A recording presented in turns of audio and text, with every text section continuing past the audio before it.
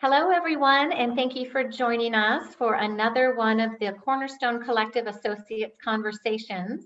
And today I'm especially pleased to welcome Lynn Curry of Curry Spa Consulting. Welcome, Lynn. Thank you, Susie. Thanks for having me today. It's just great to have you here. If you would, let's start by having you tell our viewers a little bit about Lynn Curry and your company. So I launched Curry Spa Consulting in 2011, right after we were coming out of that terrible time, that terrible period of time.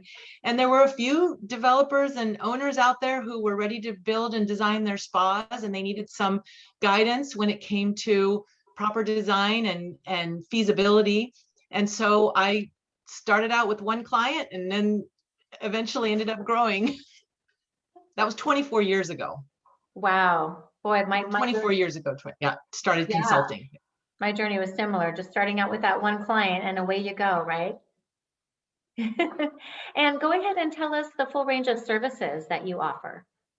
So we provide, in the beginning of these projects, feasibility and market analysis about the spa and about how it should be built, mainly the size of it and what components it needs to have in order to attract the right market. So we start out with feasibility, we go into design development, but we're not the designers. We collaborate with you, Susie, and we create the proper functionality for the spa, not only from a guest perspective and guest experience and intrigue, but also from operational ease and convenience of working, because there's a lot of laundry that has to go back and forth in the spa.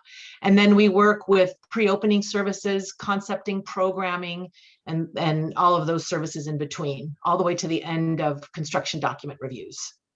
Oh, and it's so important, just like what you said with the towels and things that people don't think of. You know, I'm a big spa lover. I love to go to the spa. But I think a lot of us just think about how relaxing and enjoyable and peaceful everything is.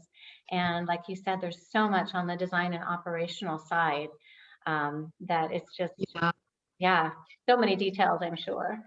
Well, it's so funny because people don't think that you could have 1,000 pounds of linen a day going to the laundry, going in and out, and you don't want your guests to see that. So how are you going to design so that it's hidden, especially in the luxury sector, which is where we specialize.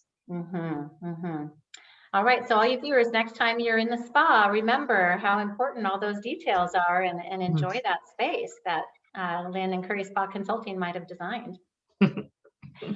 What would you say really motivates and drives you to, I say be the best or excel in your field? I think being creative and collaborating and making sure that you're including other people in the creative collaborative effort, because very often the really best ideas come from when you're just including other people. And I think that's my favorite thing. I also find that I have to be a mediator sometimes in my job. And I think I've kind of, I get better at that every time, but it's never easy. But there's always things in design or budget or things that the operator wants, things that the owner wants, things that the CFO doesn't want. Right, yeah. So, those things. Yeah, kind of does. Yeah.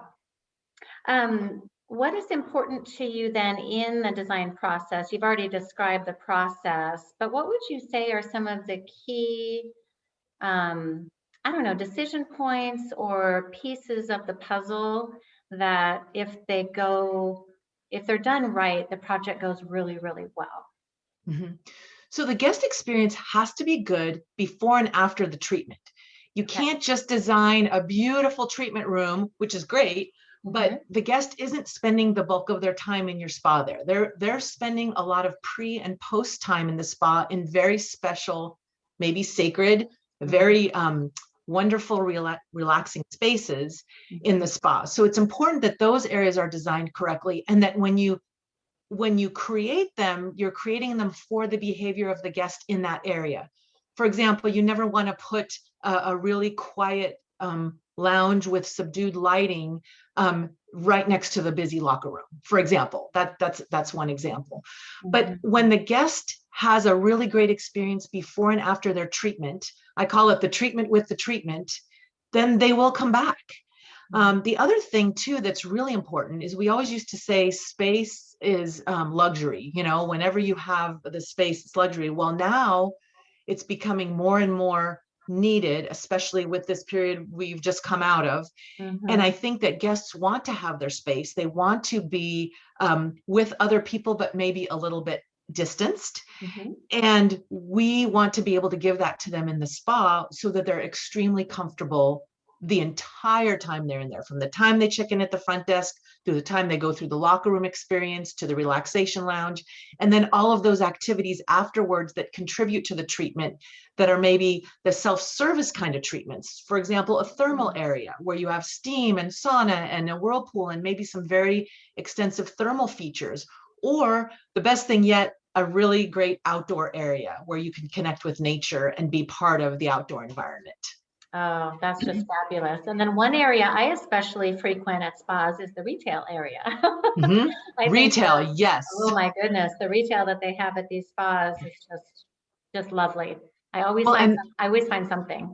Yeah, exactly. And the retail, when you said make or break, that's actually I'm glad you said that, because it's actually, if you don't design the retail big enough, it doesn't allow you the opportunity to offer as much variety. And there's a huge potential in the luxury spa sector for retail purchasing. And depending on how the retail is designed and how big it is, it is possible that some guests will spend just as much on their retail as they have just spent on their spa treatment. Yes, or more. or more, maybe so. Yes. So it's important to get the retail right. Absolutely. And if the retail is designed correctly with pedestrian visibility from the rest of the resort, that's also a key point, because then guests who are walking by that are maybe not going to the spa that day may still go shopping. Yes. Oh, brilliant. So that kind of is my next question, an area in spa design that you think deserves extra attention. So I think we both agree that retail. Shifting gears just a little bit, what would you say that you've heard over the years, a couple things that your clients usually appreciate most about working with you?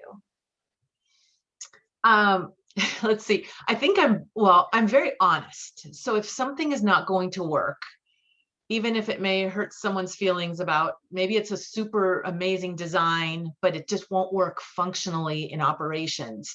That's a really important thing to say early on, because the last thing you want is this beautiful feature that gets in the way of everyone that's trying to do operations. Then it doesn't stay beautiful anymore. So being honest, being collaborative, and listening to the client and listening to the team, because sometimes the best spa ideas come from people that are not necessarily specializing in the spa side of the business. I agree. Yeah, that integrated design and having people around a table or on a Zoom or what have you. I've always been a big believer in that collaborative integrated design process. And all those different experiences and backgrounds coming together. I think that's one of the main reasons you and I bonded so early on, because same values, same approach to design and the process. What sometimes surprises clients about the development of a spa and bringing it to fruition? Well, I think it's the clients who have not used a spa consultant in the past. The biggest thing that surprises them is that they've brought us on too late. Very often the spa is mistaken for a small area of the property that can be quickly designed, a few boxes for treatment rooms and a bigger box for the fitness gym, and then you seem to be, on your way. But there's so many details that have to go into it that's the biggest surprise. And I think one of the reasons for those detail requirements is the fact that the spa is so labor intensive. And whereas in other areas of the hotel, you have one employee handling multiple guests at one time, in the spa, for the most part, you have one employee with one guest in one full room at one time. And so it requires a lot more movement, a lot more employee work for that one guest. And so I think that's a big surprise. I also think it's surprising to explain what has to go into the pre-development of the spa in order for the spa to attract the kind of a market the ownership and the operator want to attract. If it's a renovation, what kind of market are you wanting to attract in the future? Maybe you want to change who's coming to your property. If it's a new build, who are we trying to attract? And if it's group business, we're going to design the spa differently for the group business than we are for a lot of individuals, or maybe a romantic couples retreat, right? Mm-hmm. Those designs would be very different. Right. But I'm a big believer in multifunctionality. So the other big surprise about the spa industry is that you can make spaces multifunctional. A facial room doesn't have to be just for facials. If you build a proper, closet, you can also use that treatment room for massage and other treatments. Okay. But also to get creative with the kind of business you might have coming to your spa. For example, if you have a spa that's very female heavy with clients, but suddenly you have a group that wants their own private area, well, you can turn the men's locker room into a ladies' locker room for that one solo group for that day or those hours. If you have a beautiful spa garden with a water feature, you can turn that into an evening reception area if it's designed right with the correct access. So that's what we try to do. We try to be multifunctional. Well, and that just drives more revenue for the owners, right? And it just captures a lot of that, maybe missed or lost opportunity. So very, very, very smart. And, you just stated a lot of reasons for owners and developers and others to hire a spa consultant, especially you. Well, thanks. It's really good to have someone who's a spa industry specialist that works in the spa segment of the industry to at least review a floor plan, to make sure you have the back of house, to make sure. That's so important, because we have done some renovations that we think to ourselves, gosh, if they would have just looked at this and this, it would have, created a lot less hassle for operations, and it would have been a better guest experience. Yeah, so true. Well, that was just fascinating. So shifting gears again, we touched on it a little bit earlier, but what appeals to you about collaborating with the Cornerstone Collective? I love to collaborate. I think it's what makes our industry special. It's what makes our projects unique. It's what makes, it's what creates synergy. And when you have synergy with the team, whoever is on the team, the projects always come out better. And I think when you're with people that are creative, that are fun to work with, again, that synergy goes very, very far. And I think that's your collective, Susie. Yep. Oh, well, thank you. We're so excited, to have you and the others on board. And, everyone, joy in the journey, right? We hear that phrase a lot, and there can be joy in the journey of design and construction. And I'm always so thankful at the end of projects, as I'm sure you are, when a client turns to you, or just, tears streaming down their face in a space like, I never dreamed it could be this beautiful. That's why we do what we do. But it can also be joyful even every day along the journey. And like you said, the collaboration amongst the team, it's hard to quantify that magic element, if you will, that secret sauce, but you can sure feel it in the results of the spaces. So we're very much looking forward to that as well. And then on a personal note, what are you most looking forward to in 2021? I think just getting back on my feet and having everybody around me getting back on their feet, from a standpoint of work, getting some new projects going. It's starting, right? People are starting to need us again. Getting back on my feet with my health goals, getting back on my feet with, things, seeing my friends again. So it's kind of a time to get going again and refresh and renew. Oh, and it's perfect time with spring just starting, right? Yes, for sure. I'm so with you on that. Yeah. And then if you would tell us about maybe a favorite, and I know you have many, but a favorite project or moment that you helped to design, and why? I think my favorites come about when there's something unique about the property, or that the property has something special. When we worked on the Ritz-Carlton Dove Mountain in Arizona, we we were walking around the property before it was a construction site with the master planner, and we found petroglyphs on the property.